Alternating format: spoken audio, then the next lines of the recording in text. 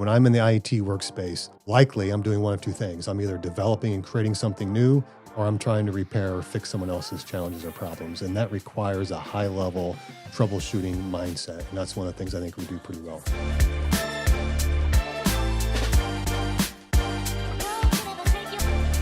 Hey everyone, welcome back to the 101 Digital Podcast. I'm Craig Meyer, the CEO of 101 Digital, and today we have on a very special guest. He's actually one of my former high school teachers, Brett Thompson. Brett, can you just give us a quick little description of, who you are, what you do at the school, and yeah.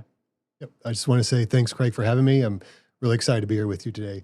I'm a longtime educator in District 203. I primarily teach in the Technology and Engineering Education Department. Next year, I'll be the Career Internship Coordinator and Program Director for the internship program. Awesome. Yeah, and I mean, just a real quick backstory of how we kind of reconnected was it was probably last summer, right around the same time. Brett actually reached out to me, saw that 101 Digital was doing well, looked like we could be a potential employer to take on a high school intern, and yeah, we got a really good intern out of it, and we were super excited about it. So one of the first things that I kind of want to talk through, as we've been kind of going down this community and education path is, how is it that you've kind of got these high school interns so ready, for, an internship? Well, I think when we talk about IT, the first question that comes up is, what is IT? IT can mean, 1,000 different things. And so we have it narrowed down to basically two pathways. The first pathway is software and software development, app development. And the second pathway then is hardware, kind of break, fix, help desk. And in our software app development course sequence, we offer 4 courses. The first course is Computer Programming 1, and that's computational thinking through the use of through the use of Python, and then Computer Programming 2 is more computational thinking, still with Python, but then we start to layer on some physicality of computing and interfacing with hardware. The third class then is a full year AP computer science course, and that's kind of controlled by the College Board, but in that course we're using Java. And then the third class is a full year course, and that's software engineering. And that's where we start to see more of the kind of like the team-based challenges in our coursework. We start to see industry processes like Scrum and Agile being used. It's really more language agnostic. I don't know that the language really matters in that course as much as the processes. Yeah, that seems like pretty high level stuff too. Yeah, it really is. For years we had AP Computer Science, and that was kind of the highest level capstone level course for our software app development sequence. And then probably about 3-4 years ago, we added the software engineering course, and the students have responded to it very well. And I know you're going to get into now the hardware side, but really quick on Python, we see it used a lot on the networking side, right? Yeah. There's actually a couple of companies that I've worked with in the past that they've used, full Python scripting to build out the actual networking. And also build out the Wi-Fi networks, so you can really automate your build outs. Again, it's software, but it's going to then interact with the hardware side. Yeah, and it has a short learning curve, and it seems to be universal, so it's a great language to start with. On the hardware side, we have ITS 1 and 2. ITS means Information Technology Systems 1 and 2, both 1 semester courses. They align pretty closely with the CompTIA learning objectives. So in that first course, ITS 1, students are going to learn all things computer hardware. So, like what is a motherboard? What is a power supply? What is a stick of memory, a processor, a video card, et cetera. And then we'll get into some hardware troubleshooting. So that's where the teacher will kind of configure some hardware errors, and then the students have to troubleshoot. Students really enjoy the troubleshooting piece. And then by the end of that semester, we get into software. So we're installing operating systems, we're maintaining and troubleshooting operating systems. So by the end of that first semester, students are looking at faulty images, whether they're physically installed locally on the hard drive or through a virtual machine, and they're troubleshooting images. And so that's how we can build those strong troubleshooting skills. We get in pretty deeply with our students that first semester in ITS 1. In ITS 2, second semester, we're going to look more at networking. So we're going to turn to wired networking, wireless networking. We're going to get into a little bit of Linux, and a little bit of security, a little bit of network security, and just touch on computer forensics. So that'll get us through ITS 2 as a full year, ITS 1, ITS 2.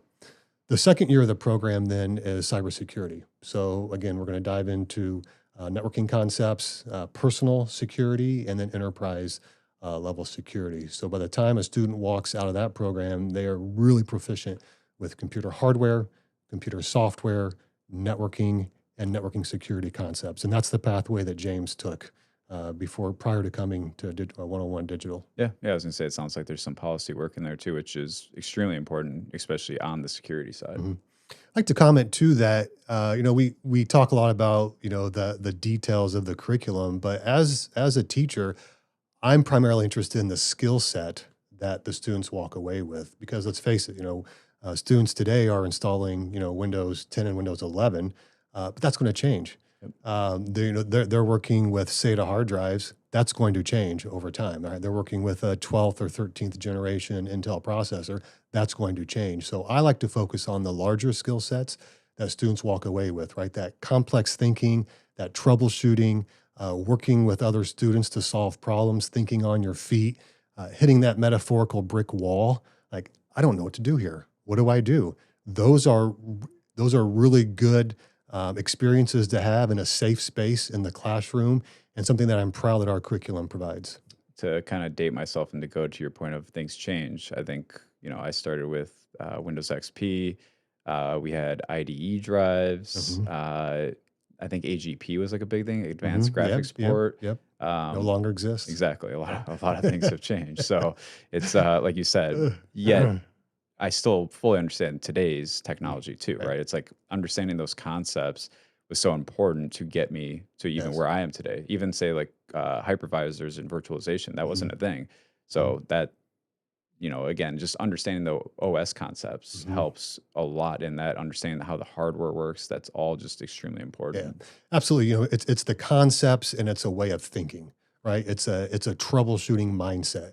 When I'm in the IT workspace, likely I'm doing one of two things. I'm either developing and creating something new, or I'm trying to repair or fix someone else's challenges or problems, and that requires a high level troubleshooting mindset. And that's one of the things I think we do pretty well. I'm kind of curious because even before I took those classes, so I personally took it wasn't called ITS one and Computer two. Yeah, it was repair, in computer repair in and then those days. networking, Yep, right? computer networking.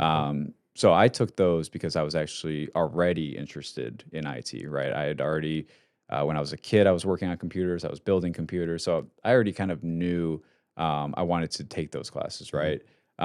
What are you guys either potentially doing to get people to want to take those classes, or have you kind of seen some of that transformational where they have some interest in it, but then Mhm. they take the class and they're like, oh wow, Mm. like this is actually what I want to do. Yeah, that's a great question. We organically have a lot of interest. Students are just naturally interested in computing and computing systems. We seem to get more interest today in the software and app development I would think so. courses. When you were in school, we were probably at least even, if not slightly more, on the computer hardware side. Today, that's shifted, but our computer science teachers very much recognize the importance and the need to be knowledgeable on both sides of the IT fence. So it's not just enough to be knowledgeable, proficient on one side, but also to at least be introduced to the other side. So we have really strong numbers in our computer science courses, but our teachers encourage our computer science students to get next door and to take the ITS 1, ITS 2, and cybersecurity Yeah. I mean, courses. again, going back to even say the Python thing, right? It's like there's the software side and Hmm. then there's the hardware side. Yeah. So if you do understand both of them, it makes it a lot easier. Like I Hmm. can personally say, I wish I would have actually taken a little more of the development side. I Hmm. took some of it, but not to a useful level. I mean, I even in college took COBOL, which is not relevant at all. Uh-huh. But yeah, I mean, I see now just a little bit of a lack of knowledge with, say, even PowerShell, command line, being able to actually do some higher level, whether you want to call it programming or not, right? I think having the concepts of Python, Java, or any sort of coding language would probably help people Mhm, on even the computer repair side, mhm. right? So Absolutely. it is good to kind of dabble in both, and maybe even like you said, more people are leaning towards the software side. I got to imagine a lot of that has to do Yeah. with app development, and Mhm. there's a lot of money in development, and there's Yeah, and not maybe as much on the other side. So it seems to be too, at our level, the high school level, parents are very much involved, and And I think parents, see perhaps there's more opportunity on the app development side and maybe steer their students in that direction. But I'd like to add to that, we encourage our students to take our electronics course as well.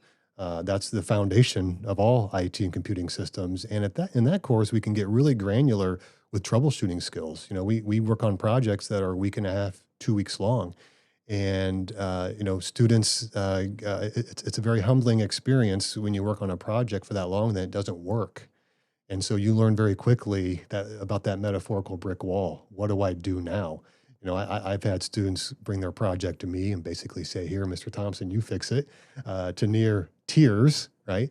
To students really taking a step back and think, "Okay, what do I do next? Who do I talk to? What do I research? What do I try to get over, around, under, through, that project? So, when I'm done, this project works." And that's the great thing about technology. It's very binary.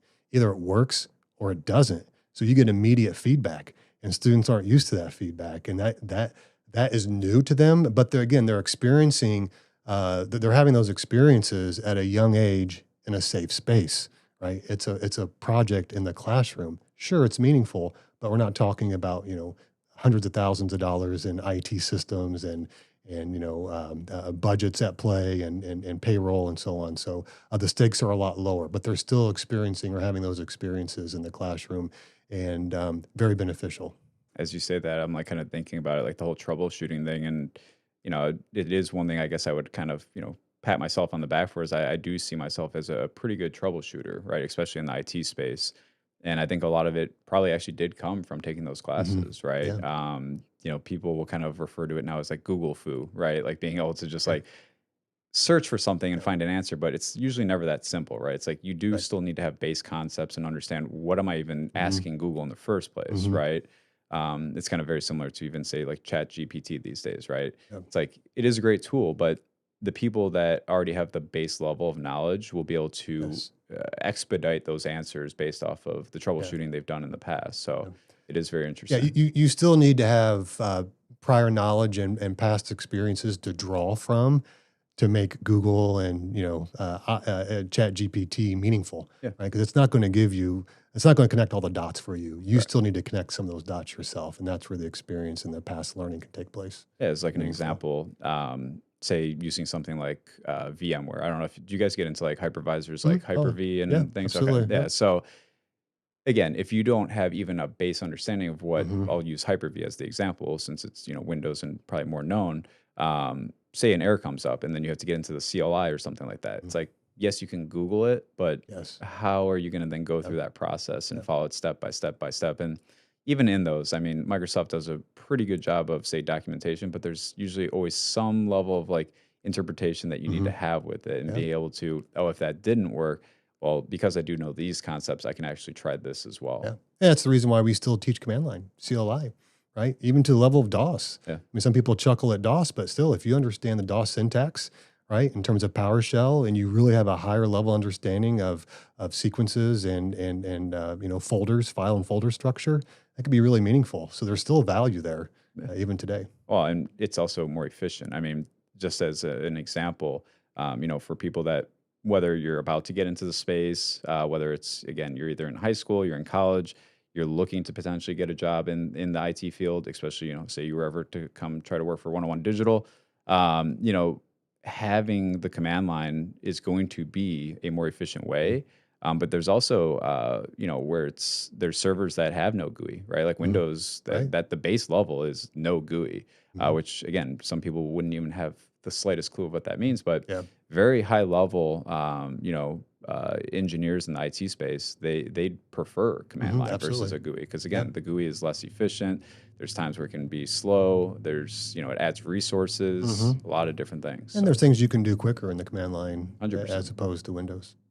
So the next question I wanted to kind of go over is, how are you actually preparing these students to get into Yeah. internships, right? So like just as a quick example, James, who was our intern that came in last year, he already, as you talked about, he knew what a CPU was, he knew this, he knew Mhm. that, but it went further than that, right? Like Mhm. he really did know how to kind of put the pieces together. It wasn't just this base level knowledge. Like he was able to act as a tier one technician. Hmm. He had the skills not only from an IT perspective, but from a communication perspective, Hmm. even going through the hiring process. He was very well prepared Hmm. for, had a resume, had to go through an interview Hmm. process. Like what is it Hmm. that you guys are doing to kind of prepare the students for real world applied skills? Yeah. Well, we have to take a step back. I think it's important to understand where we've been. Let's go upstream for a minute before we Yeah. talk about what's coming. All this work comes out of Illinois House Bill 3296, which is the Power Act, the Post-Secondary Act, Post-Secondary Workforce Readiness Act, and that is designed to get our students kind of in the pipeline for high need, high wage employment. Well, And so from that, then we ask every school district in the state of Illinois is asked to have career pathways in place. And so that's where our work started in District 203. So within that process, then we ask students very late junior high school, early high school to start to identify a potential career interest. And that could be in IT, it could be in manufacturing, it could be in engineering, it could be in healthcare, it could be in any number of high need, high wage employment areas. From there, then students are asked to take coursework that is considered post secondary. So that could be either AP coursework or dual credit. So we have a lot of our career technical education courses that are dual credited with our local college, community college, College of DuPage. Within that coursework, then students are exposed to what we call team-based challenges, where they work on authentic projects and products with guidance and influence from outside professionals. We also help our students have some level of exposure to career experiences within our curriculum as well. And then that internship is kind of one of the last pieces. That's where we ask students to have a minimum of a 60-hour internship experience. That's where James came to 101 Digital. And then to prepare for that, then we work with our students in terms of, resume, what the resume looks like, their interview skills, and try to place them in with a local employer that will kind of speak to their interest. And that's one of my kind of the challenge of my job in terms of placing IT students. Again, from going full circle to one of my first comments, what is IT? IT is so many things, right? It can mean so many different things. And so one of my jobs is to help place students with employers, I think, that will respond well to their career interest. It's yeah. I mean, again, from our perspective, kind of just touch back on the level of I'll call him an employee, right? Like he's a student and just graduated, but Mhm. he was an employee, right? Mhm. And he seemed like he was an actual employee. It wasn't just someone that was like, hey, you're a high school intern and we Mhm. have to treat you as such, right? He came in very well prepared and really helped us out. Mhm. He was doing things like imaging machines, using our ticketing software, anything that we would expect of a true tier one technician. Mhm. He came in and was able to execute on all of it. And again, I Mhm. think that's just kind of a, kudos to the program that you Yeah. guys have created over there. Yeah, I think it speaks to the level of our students. We have high performing students in our district. I also think it speaks to our systems that we have in place for our students to provide high levels of learning and equitable learning opportunities for all students, and the high level of expectation that we have for the program and that our employers have for our students as well. Yeah. One of the kind of last things that I wanted to talk through is just how much technology has changed, even since I was a student, right? And I mean, not only just the technology landscape of what we work on every day, like computers and everything, but just even the teaching Hmm. process, Yeah. right? So we kind of joked about this earlier that we had, I mean, chalkboards were, I guess, kind of on their way out, but I mean, they were still Yeah. used. There were whiteboards, again, just your typical whiteboards, not Hmm. what I've seen today. And then, we had the little projector. Do you remember the one where they were rolling the Oh. thing and writing stuff on there? So Yeah. all those things, obviously, I wouldn't say that they held us back, right? I mean, because we obviously did just fine, but Hmm. what are some of the things that technology has helped just in education in general? Yeah. Like are you guys using cloud-based things? I know students Mhm. use Chromebooks these days. Like, Yeah. what are all those just kind of cool technology pieces that are utilized today? Yeah. That's a great question. I've been an educator for 25 years, and things have really changed. Really, in the last 10 years, but more so in the last 5 years, and certainly during the pandemic. So we'll start with all of our students have Chromebooks, and Chromebooks allow for 24/7 learning. They allow for the personalization of learning and differentiated learning. Students have access to Canvas, which is our learning management system. So that's where teachers can disseminate information. They can host, conversations. We can do our assessments within Canvas. It's just kind of like this cloud-based hub of information that students can go to learn more. If a student is absent in the old days, I have to, write things out, make copies, hand them off to the students. Now, go here, go to this link for Canvas. And I say that on one hand. On the other hand, we also have to be careful as educators because we don't want to lean too much on technology. Yeah. We know if we learned anything during the pandemic, we learned that the teacher is the most important resource in the classroom, and we need to be having conversations with our kids and helping our kids learn how to collaborate and how to problem solve and how to troubleshoot and how to think on their feet. And sometimes technology is the right tool, and sometimes technology is not the right tool, and that's really up to the educator's professional, decision making to decide what's the best tool in this moment. And then we have there's just a lot of apps out there today that just didn't exist. And so you can use apps, as a learning strategy, but you can also use applications for extension activities as well. So I guess to summarize, the biggest way that technology has changed things is that we're giving students more control, more autonomy in their learning, right? More flexibility in their learning. And then today, also technology allows for some processes that we have in place in District 203. For example, we have at Naperville Central, we have close to 70 teams. So a team would be, for example, like an Algebra 1 team or a chemistry team or a U.S. history team or a computer science team. And those teams are charged with defining what are the most essential learning standards in this curriculum, right? And then they deliver that learning. And then we have to measure where students are at in their learning. And technology allows for that. So technology allows for students really to know where they're at in their learning in the moment. And then our teams then are charged with, once we have that assessment information, where are the gaps, right? And we can get granular, like, by student and by standard. This student is deficient in this standard.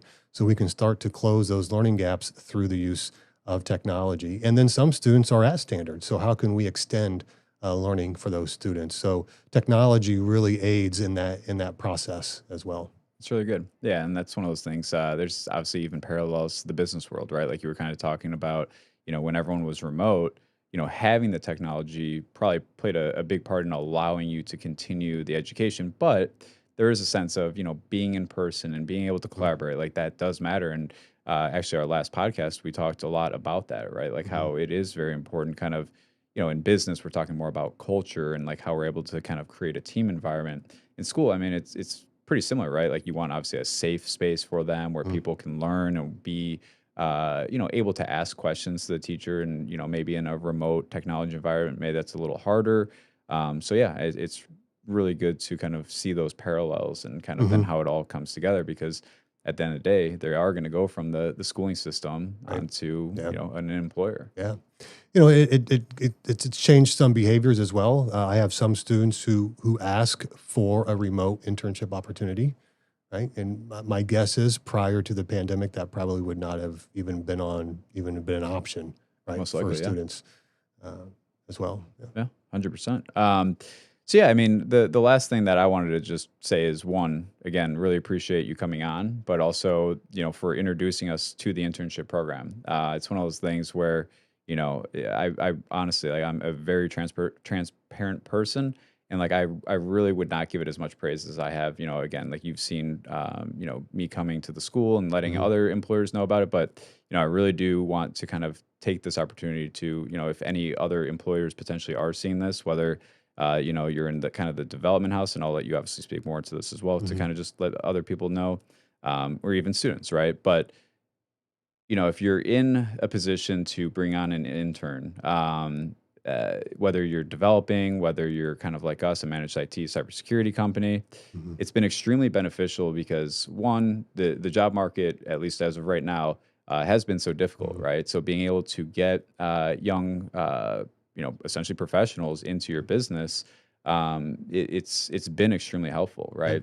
They also don't come kind of with these preconceived notions of maybe like how the business is or how they need Hmm. to do things. It's a really good kind of like blank slate for them to Hmm. start, and it's been extremely beneficial for us. So like again, we've been able to have James, our intern, do everything that we would expect a Hmm. tier one person to do, Hmm. right? Like I'm not even exaggerating it. It's not something where, he went out there and he had limitations, right? Hmm. Like he is now actually a tier one. Like he just graduated high school. He's going to be coming out working full time in the summer, and then he's Hmm. going to go off to college. He's going to work remotely for us. So, Hmm. those opportunities are out there. And like you said, even if it's remote, I know that you've placed people with software company as well, and they were Hmm. able to work fully remote. Hmm. And so, if any of the employers out there have those opportunities where it's either in person, it's remote, it's only a couple of days a week. Again, it just needs to be 60 hours for the Hmm. total school year or semester. Yeah, by semester, we ask for about 10 to 12 hours per week, but a minimum of 60 hours for the semester. Yeah. So I And think, and to your point, I want to kind of reinforce that it really is a two-way street. The internship program for our students, they get a chance to kind of practice and hone their skills that they've learned in the classroom. They get to work on authentic projects and products on site with their employer. They get to see a professional work environment. They learn how to communicate professionally. I can't tell you the number of email salutations I get that start with "Hey." And I think, I never communicate with my peers, right? My colleagues like that, or with parents, certainly, in a professional way. So there's a lot of skills that come along, with the students in the professional work environment. But again, it's a very symbiotic relationship. It's a two-way street. So employers, to your point, are kind of tapping into this pipeline. It truly does take a village, right? yeah, And I have found our employers in Naperville and in DuPage County are very willing to work with our internship program. Many of our employers either have students in District 203 or have had students in District 203 or are a District 203 graduate themselves, or they have a younger family and their children will come up through the system. So they're very interested in being involved in the community and building those partnerships and giving back. And that's been really rewarding to see from our business community. yeah. And as kind of a show of faith in the program, we're bringing on a summer intern, right? And Hmm. then from there, we'll then bring on the next year intern, Yeah. and so on and so on. So, again, the goal is to keep them on long term, right? Hmm. Our Yeah. goal is, even with any previous intern will always hopefully be that by the end of it, they come on Hmm. full time. Again, Yeah. even if they're going off to college, right? Hopefully Hmm. it can kind of help them, pay for some of their college, Yeah. or whatever that looks like. Yeah. So That's one of the rewarding outcomes. And I think kind of the ultimate vote of confidence in our program is when employers say, I'd like to hire your student, yeah. when they graduate or when they're done. And I guess my response is, as long as you're willing to take another intern as well as hire our former student, that would be fantastic. I think the only other thing on that too is just that I really wish this program was around when I was a student, because one of the things to kind of touch back on, our second podcast that we did was actually with James, our intern, was hearing him say too that it was nice for this internship to kind of reinforce his decision to go to school Hmm. for the field that he Yep. thought he wanted to go into, right? Yep. So like for me, I thought I wanted to go for computer science. I then learned what computer science actually was, and it wasn't exactly what I Yep. wanted to go into. So Yep. to be able to have this Hmm. internship, it does help to kind of figure out, is this what I want to do, right? Yes. You may take those IT courses at the high school Hmm. level, and then you go into the workforce, and you're like, like maybe this isn't specifically what I Hmm. want to do. Right. Whether it's you know, it's not the applied thing that you're trying to do, or you don't want to be, say, at a desk job, or maybe you want to be a field technician. I mean, even within that, you can kind of get in a sense of Hmm. what do you actually want to do. We actually, and we'll continue this with our interns, is put them through different things, whether Hmm. it's a tier one technician, a service manager, a project manager, maybe specifically on the cybersecurity Hmm. side. So they will get kind of a wide array of what can they do within the field, so that Hmm. they know or at least have a better sense of, I'm about to invest 4 more years of my life and potentially my entire career going down this path. Mhm. Absolutely. And to your point, one of the big takeaways from the internship program is that students have the opportunity to work through the employability skills and reflection with their employer. And so that helps students kind of identify their strengths, but also if there are any weaknesses or gaps for learning. And we can partner with the employer and with the student and try to help close those gaps. So there's a lot of benefit in the internship program. So the last thing I want to do, because I've obviously already kind of let everyone know from our perspective about the program, but for you, would you like to add anything, just kind of speaking to either say an employer or even Mhm. student? I don't know. Again, kind of jokingly, when I was a kid, I don't know how much YouTube Mhm. I would be watching of, say, like a teacher, but Sure. it's like I think it is really important. I think again, seeing our intern James, he took it very seriously. And I Mhm. think, maybe seeing this, if you are a student that's on the kind of the edge, you may be like, hey, you know what, that is actually maybe for me. And it does seem exciting. Yeah, absolutely. I would encourage students to, take a hard look at the internship opportunities. We do a great. We're really good at providing high levels of learning for our students in District 203, but this is an opportunity to kind of extend your learning opportunities and kind of get a taste of the professional world. And to your point a moment ago of, is this for me or not? And then to our potential employers, to consider taking on an intern. It really is, again, a symbiotic relationship. There's value on both sides for both our students and employers. Employers help, again, build that pipeline for the future, and there's a lot of value there for employers as well. So how can employers get in touch with either you or the program so that they can actually kind of start that process of getting signed up? That'd be great. You can reach me at my District 203 email address. Again, Brett Thompson. So my email is bthompson at naperville203203.org. And that'd be a great way to start the process. Okay. Yeah. And we'll put that obviously in the YouTube notes and when we post it on LinkedIn. And then if there's any other web links, we'll make sure all of that's in there as well. So again, really appreciate you coming on. It's kind of a flashback to Mhm. 2006 when I graduated high school, but it's just awesome that this has all been able to come together. And I'm glad that we're kind of continuing that education piece now together. Yes. So Yep. thank you, everyone, for tuning in to another podcast episode. And if you want to find out more information about 101 Digital, you can visit us at 101digital.com. Really appreciate you guys tuning in again. Thanks.